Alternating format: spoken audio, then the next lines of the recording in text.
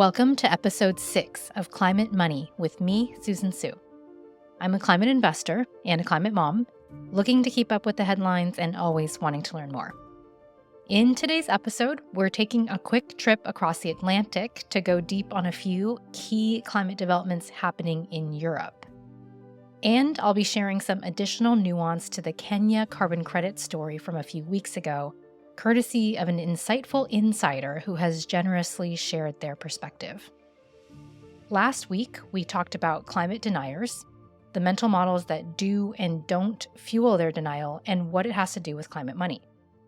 We also discussed the Islamic Council of Singapore's recent ruling that cultivated meat can be considered halal and why that matters.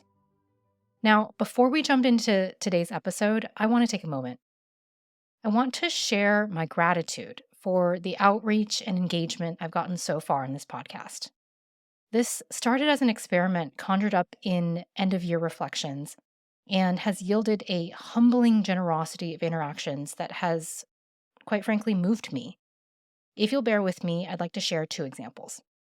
Last week, an entrepreneur friend and fellow ex-Stripe, whom I hadn't heard from in a while, reached out to me on Singapore's halal ruling to tell me that there's actually a growing movement within the Muslim community in just eating less meat in general, stemming from an existing body of Islamic jurisprudence on habits that are both good for the body and good for the environment. He said, quote, "I'm hopeful we can approach climate change from a spiritual angle, as well as a technical, operational, policy, and finance point of view. It will take that kind of effort to fix this existential problem." I'm highlighting this because, firstly, it's a profound statement. And second, I couldn't agree more. And yet, it's a philosophical framing that few hard-nosed business types give voice to publicly. Except at least myself and this other particular VC-backed entrepreneur. So we're out there, and I encourage everyone listening to start having that level of dialogue.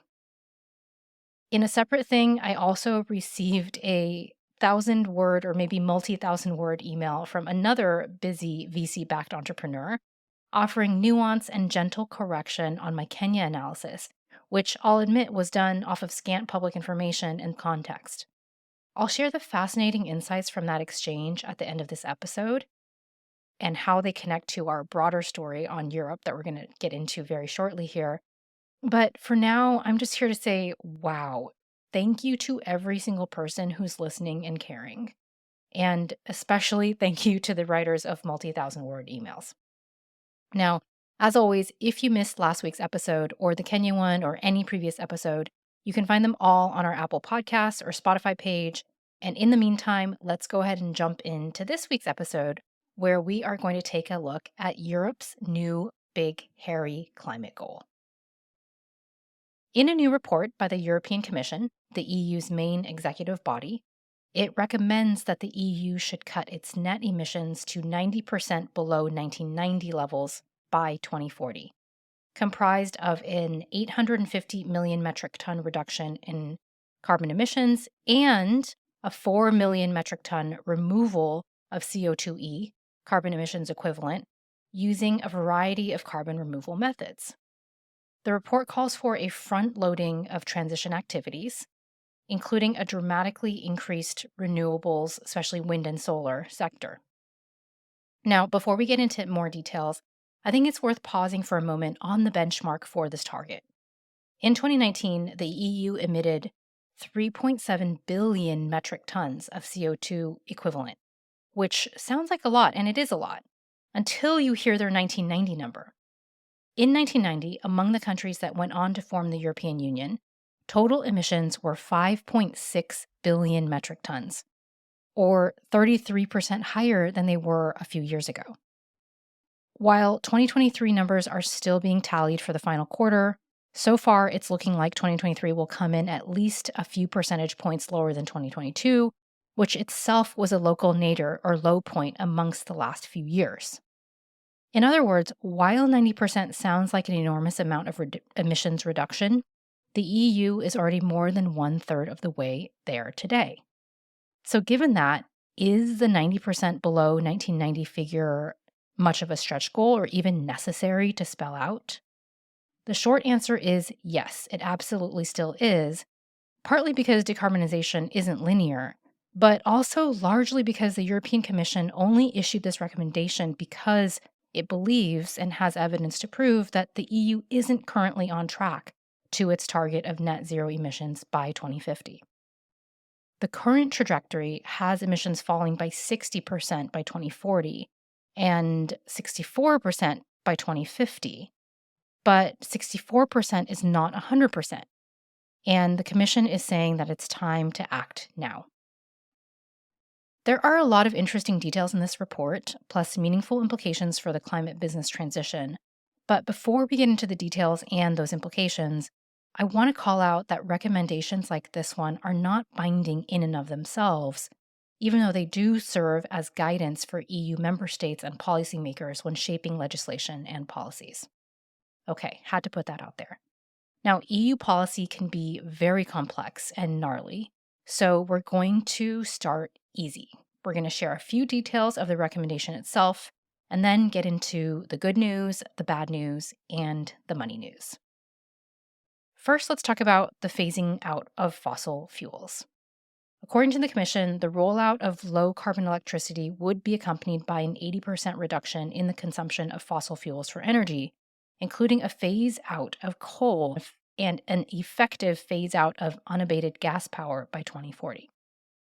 Now, while the total phase out of coal by 2040 may seem meaningful, it's actually not a new concept in general and definitely not new to the EU. To meet the Paris Agreement, analysis by the Global Climate Science and Policy Institute Climate Analytics shows that coal phase out is needed no later than by 2030 in the OECD, the Organization for Economic Cooperation and Development, and in the EU, and no later than by 2040 in the rest of the world. So the EU calling out for a phase out of coal by 2040 now isn't actually more than what we really need. The Powering Past Coal Alliance, a coalition launched in 2017 and made up of businesses, organizations, and national and subnational governments that are working on transitioning away from coal power generation, has counted the EU as a member for a while, alongside other members like the US, Canada, and a bunch of other coal-producing countries, but notably not China, India, Australia, or most of the countries throughout the African continent. So this concept isn't new, but it's all about putting a date on the goal, which is a first since most members of the Powering Past Coal Alliance simply selected after 2025 in the drop down for a phase out date. And it literally looks like there was a drop down, and one of the options was before 2025, and one of the options was after 2025. And as you can probably guess, most members chose the after 2025 option. Now, naturally, the EU Commission's report also calls for more electricity, more that's renewable, saying that the power sector should approach full decarbonization in the second half of the 2030s and hit it by 2040. By 2040, it's recommending that renewables, complemented by nuclear, should generate over 90% of the EU's electricity.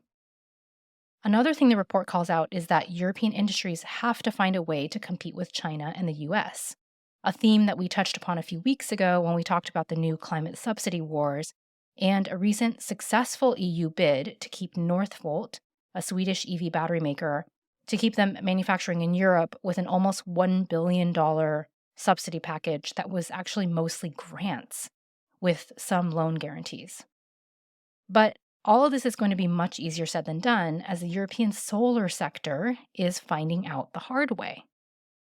In a separate development that I think is worth mentioning right here, the EU's solar panel manufacturing industry has recently been lobbying the EU to institute trade tariffs and other protectionist measures against Chinese solar manufacturers, which they say are flooding the market with lower cost products that they can't compete with. This has actually been an ongoing story in the news for the last several weeks, but for some reason, I rarely see it reported on in the US. And it's actually really important. The EU's domestic solar industry is experiencing its own Solyndra moment. Hat tip to my friend and fellow climate investor Murad Yagmai of Cool Climate for that comparison. Not in the sense that these European solar makers are experiencing financial mismanagement, as Solyndra was accused of doing, but rather in the sense that their ability to compete and float a business does not hold a candle to Chinese pricing advantages. Now, these advantages aren't just from owning a huge portion of the supply chain, being really good at making solar panels, and being the beneficiaries of a long history of government subsidies, although those are all important factors. China produces 95% of the world's polysilicon, a key ingredient in making PV cells. But crucially, they do so likely using the lowest cost labor possible, forced labor. Most of China's polysilicon and over 50% of the polysilicon found in solar panels all around the world has been produced in Xinjiang. And while it's unclear what role forced labor plays in specific steps of the supply chain, we do know that many Uyghurs are being detained and are doing productive labor in so-called de-radicalization camps. A scarier name could not be uttered. Now, as the cotton and tobacco producing Confederate states would have told you in mid 19th century America, it's mighty hard to compete with free. And when we hear stats like the one that China installed more solar power in 2023 alone than the total installed capacity in the US ever, and we find that astounding and liken it to the Chinese ability to build a hospital in 10 days, we also have to ask ourselves how and how much is global decarbonization dependent on this? Now, back in Europe, in response to these dynamics, a group representing European PV makers has kind of understandably asked the EU to buy up European made panels that are languishing in warehouses, issue more EU project funding, and impose emergency curbs on access to the EU market for Chinese imports. But they've pretty much gotten blocked, and it comes down to climate.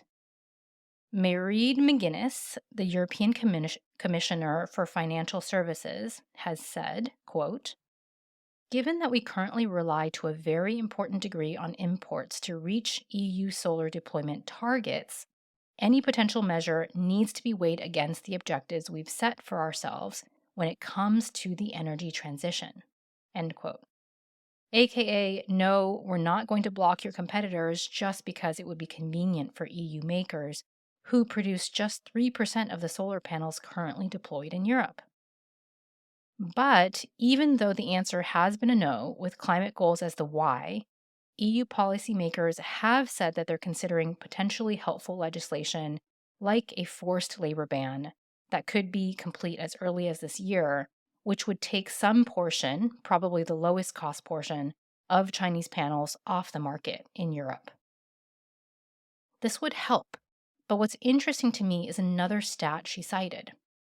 McGuinness, again, the European Commissioner for Financial Services, said that Chinese imports have driven solar prices down by over 40% in Europe, which she says is an opportunity for citizens and solar panel installers, but a challenge to EU solar panel producers. I think this brings up a really important question in the climate transition. In the complex balancing act between fast, cheap, or cheaper decarbonization, sovereignty and national security, and an economic turnover that's inclusive or at least with minimal bloodshed, what are our first, second, and third priorities? This is a theme that's going to come up again and again as we talk about the climate transition. Whether that's in relation to European farmers effectively protesting climate regulations, which we'll touch on in a moment, or whether we're talking about solar protections or about an onshoring of production and a decoupling of manufacturing ability from geopolitical risk, or about involving indigenous communities and voices in the sometimes dirty task of building clean energy infrastructure, which is something we'll talk about next week, so stay tuned for that. Like many that I know in the climate transition industry, I'm climate first, but not climate only. And I think we've seen enough examples where being climate only is a losing proposition precisely because of what climate change is. Climate change is a systems problem that requires a solution that's not just technology, not just policy, not just hearts, not just minds, not just hands, but all of the above. But that doesn't mean that things can stay the same and no one's going to lose. In every technology transition in human history, and I think we're in the early innings of two of the biggest we've ever seen between the AI revolution and the resource transition that we talk about here on this podcast. In every technology transition in human history, there have been detractors and resistors. Which brings me to an emerging climate opposition force in the EU, the farmers. In the EU's Commission's report and recommendation, agriculture gets a pass. Now, in prior drafts that were leaked, prominent references called for cutting agricultural emissions. In fact, an earlier draft called out livestock and fertilizer as core areas for emission cuts by 2040, saying that it should be possible to reduce methane and nitrous oxide emissions by at least 30% by 2040. But the final version out now says something much more vague and watered down, specifically that agricultural activities play an important role in achieving the 2040 target. So basically not saying anything at all. This change was most likely a response to the recent protests from European farmers, partly but not entirely organized against EU climate and environmental policies aimed at preserving Europe's very rapidly dwindling biodiversity and at reducing emissions. The farmer protests are really complex and aren't just about environmental regulation, so we won't go into it too much here, but they are a critical microcosm of a question that I think we're going to start seeing more and more as the climate transition gets underway. Or a series of questions, which are, who gets to be part of this? Who gets to profit? Who's going to lose? And who are they taking down with them? I'll wrap this section on the new EU Commission report by saying that even though these recommendations are assertive, let's say, if not aggressive, they're in no way a foregone conclusion. This is an election year in both the US and for the EU Parliament, which means it's going to be a double whammy for climate. The EU Parliament goes for election every 5 years, and the US presidency, goes for election every 4 years. So that they would coincide in the same year is somewhat not that likely, and it's a pretty big deal that that's happening. Now, the European Parliament is one of the main lawmaking bodies within the EU that would put recommendations like the one we've been talking about into practice as laws and policies. And projections are currently pointing to a sharp rightward shift in the European Parliament, with historically climate-opposed conservative or even hard-right groups gaining a significant advantage, including in the coalition building that happens after the election. According to analysis by the European Council on Foreign Relations, an influential pan-European think tank, the biggest policy implications of the 2024 European Parliament elections are going to be in the area of climate and environment. In the current parliament, a center-left coalition has tended to win on environmental policy issues, but a lot of these wins have squeaked through with very slim margins. The anticipated major shift to the right in the new parliament will mean that a, quote, anti-climate policy action, those are the words of the European Council on Foreign Relations, an anti-climate policy action coalition is likely to dominate. This would significantly undermine the EU's Green Deal framework and the adoption and enforcement of common policies to meet the EU's net zero targets. Which brings us back to the European Commission's new report that we've been talking about and its recommendation to accelerate and notably front-load decarbonization in order to hit 2050 targets. No amount of front-loading would get legislation out there before parliamentary elections, which are happening in June, and it's likely that the European Council's approval or non-approval of the 2040 target wouldn't happen until October or perhaps even December of this year. As usual, timing is a beast, just like it will be here in the US too. I've wanted to call this out because I've found that in the climate rah-rah circles that I often find myself in, speaking just for myself, very few people like to talk about the fact that the IRA could get repealed or at least majorly hobbled by a Republican White House joining a Republican House and an almost Republican Senate. We love to talk about all of the climate money that's flooding in through the IRA and the Loan Programs Office, but we're not talking about how all of that could change. That is, we like to talk about the huge economic opportunity of the climate transition, but we don't like to look down at the fragile political ground upon which it stands. And while in the EU, reducing emissions in line with the proposed 2040 target would entail investments of 1.5 trillion euros a year, that's a lot of money, 1.5 trillion euros every year in the energy and transport sectors. And these are investments, not giveaways. According to the Commission's report, a lot of that won't be a thing if voters don't make it a thing. As esteemed investor Ray Dalio has suggested in his writing, governments are a reflection of the people.